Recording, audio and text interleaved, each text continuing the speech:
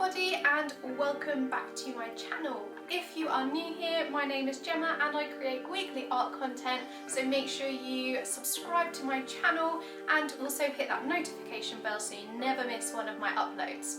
In today's video we're going to be working on a colouring pencil drawing using different blending techniques. I challenged myself to get better at photorealism because I'm always really inspired by artists such as Ralph Going and Sarah Graham's, so I would like to be able to achieve something similar to their work. I have three main obsessions: art, travel and food. So I'm going to combine my love of food into my artwork by drawing some Haribo sweets. Make sure you keep watching to see how I managed to achieve this using those different blending techniques. Let me know in the comments section what you think of my final outcome in my drawing and what you think I should draw next. So let's get started with the drawing. To get started on this piece, I took some photographs of Haribo sweets in a glass bowl. Taking photographs for your own artwork is a great way to gain an understanding of composition and will help improve your work. I always encourage my GCSE students to take their own photographs for their work. I chose this one to work from as I like the composition of the sweets and the glass bowl.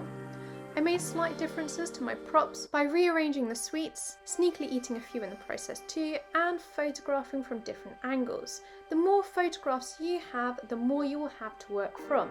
You can then edit them down and select the best one to draw. I've sketched out the bowl of sweets using a light pressure, as I don't want any graphite showing through my colouring pencils. I'm pretty pleased with the initial sketch. The proportions look accurate, which will put me in a good position for trying to achieve that photorealism that I have challenged myself with.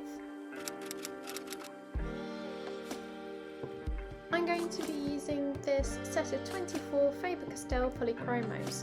By limiting myself to 24 pencils, I will be using the pencils to their fullest. All the Faber-Castell pencils in the set I'm using have the maximum light fastness, which means they have maximum fade resistance of 100 plus years.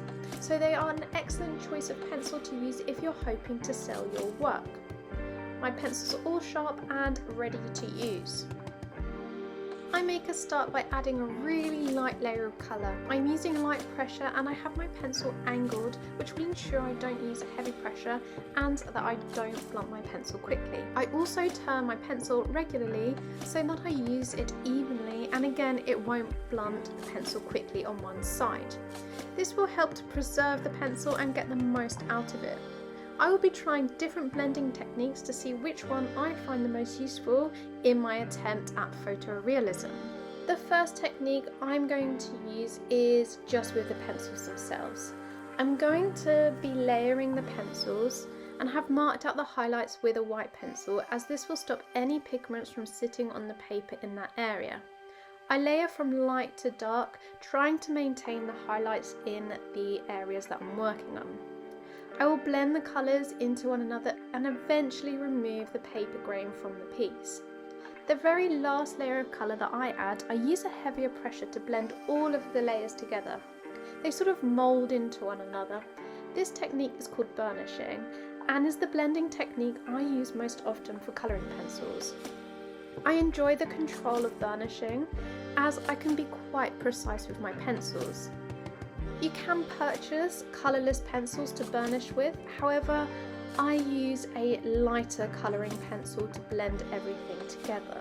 Practicing a gradient blend will also help you achieve a realistic outcome, and I have found it really useful for adding colour to these sweets. Let's take a closer look at the Gummy Bear.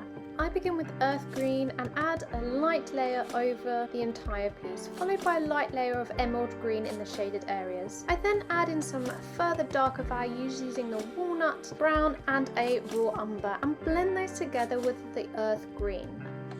I add further dark values with a blue, as I like the contrasting colour that I wouldn't get with a black. I think a black would dull the colours, and I'm going for vibrancy because of the subject matter.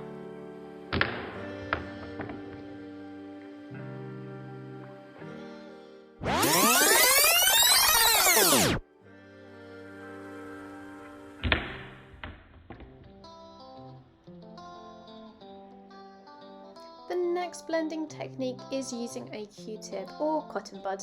You can blend your colouring pencil together and fill in any grain in the paper using this method. I use tiny circular motions to blend the pigment together. You can use a light or a heavy pressure to blend depending on your piece. Some pigment transfers onto the Q-tip, so it's best to only use it in that certain colour group and use a fresh one when blending in another area.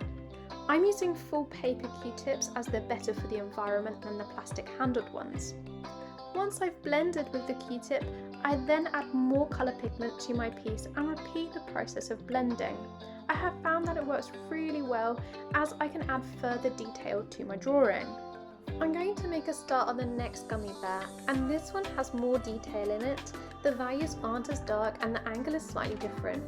Because of the translucent nature of the gummy, there is an orange hue to the bear from the sweet that is sitting beside it. I need to try and replicate that in my drawing to achieve the photorealism that I'm after. I'm using most of the same colours as I did for the first gummy.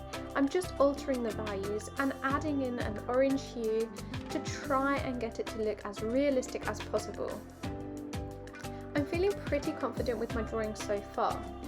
And I think the next blending technique that I'm going to show you will help to make the drawing even better.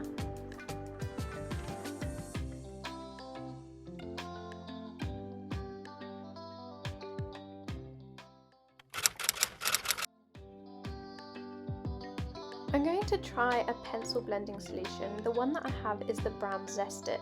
I've linked it in the description box below. To use the blending solution, I dip a small paintbrush into the bottle and dab off any excess onto a paper towel. It's important to remove any excess, as if you don't, you could be left with grease marks on your paper. I then work the paintbrush into my drawing. The solution really easily blends the colouring pencils. They almost melt into one another. I also found it effective in lifting any areas of pigment I wanted to remove. The pigments increase in vibrancy with this blending method, which I also really like, especially for this subject matter. I'm going to continue with the piece and try blending with a paper towel next. I twist a piece of paper towel to make a stump, and I will use it in the same way I would with a Q-tip. It works really well for blending and is a good alternative to a Q-tip. The Q-tip and paper towel creates a softer blend than the burnishing or blending solution, so keep that in mind when you're choosing which method to use. I'm going to start with a light layering of reds to begin with on this part that I'm working on. I'm using a mixture of Venetian red, warm grey, deep scarlet red, dark red, magenta and white on this area. I'm adding layer upon layer of those reds until I'm happy the colour's correct. I'm going to use a paper towel to blend with first, as I want a gentle blend of those colours before I add further layers of those reds, white and grey. One of the great things about blending solution is that you can use it to clean the tips of your pencils. Because of the blending, my white pencil got a bit mucky. I was able to clean it really easily with the solution. I'm combining all of the methods that I have tried, and they work really well together in my aim of achieving a photorealistic outcome. I finished the heart gummy off by blending the final layer of pencil together with a small amount of Zest It.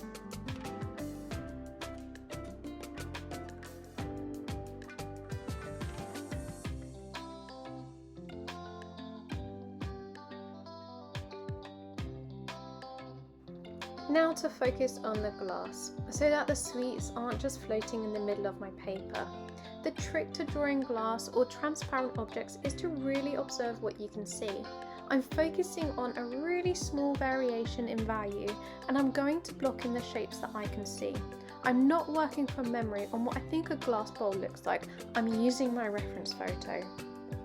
I'm using the Faber-Castell colouring pencils to add in the darker values, using warm grey 2 and 5. I'll add in a light layer first before blending and defining the areas. I'm going to add some variation of colour in the glass, as there is a certain amount of colour reflecting and bouncing off the glass. To do this, I'll add some blues and yellows, using the Faber-Castell light ultramarine and a light yellow glaze. There are streaks of similar colour in my reference photo, and again, remember, I'm trying to make this as photorealistic as possible.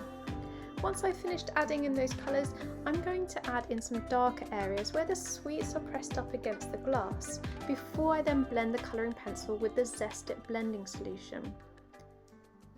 I think the piece is coming on really well. My aim is to get better at photorealism, as I'm really inspired by artists such as Ralph Going and Sarah Graham. I plan on doing more of these challenge videos, as I think that they will really push me to get better at photorealism.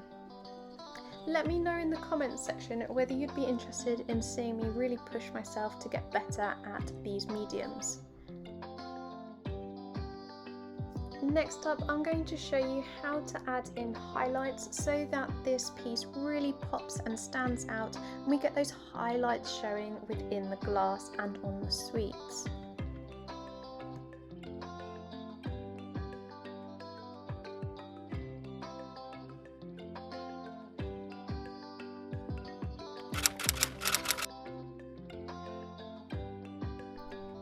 To add those highlights into my drawing, I'm going to use a Faber-Castell Pit Artist pen in white and a Sukura Gelly pen.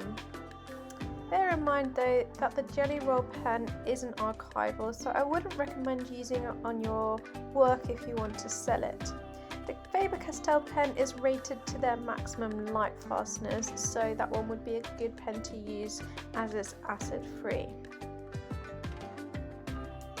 I've already added the highlights to the sweets in the top portion of the drawing, and I found the Faber-Castell to be the better pen on the brighter colouring pencils.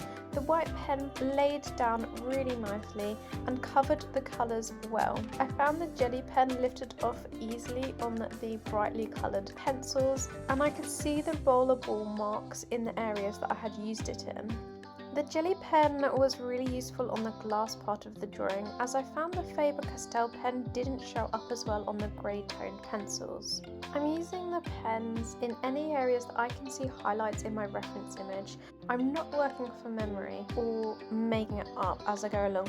I'm looking at all of the shapes that I can see in my reference photo, and I'm adding those in as accurately as I possibly can. The pens really help lift those highlights and gives form to my drawing. It can be difficult to add in those highlights at the end of a pencil drawing with a Faber-Castell pencil, so the pen is a great alternative to get those back into the piece. Overall, I'm really pleased with my outcome. I challenged myself with the photorealism and I can see that I've made progress. I'm going to continue to practice my photorealism skills across different mediums, so make sure you subscribe so you don't miss that.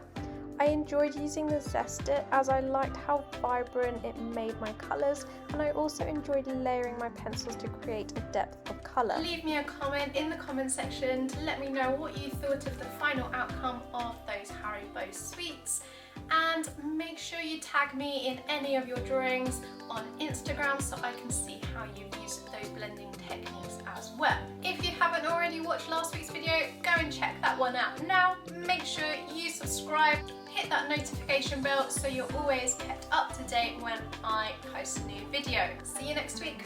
Bye!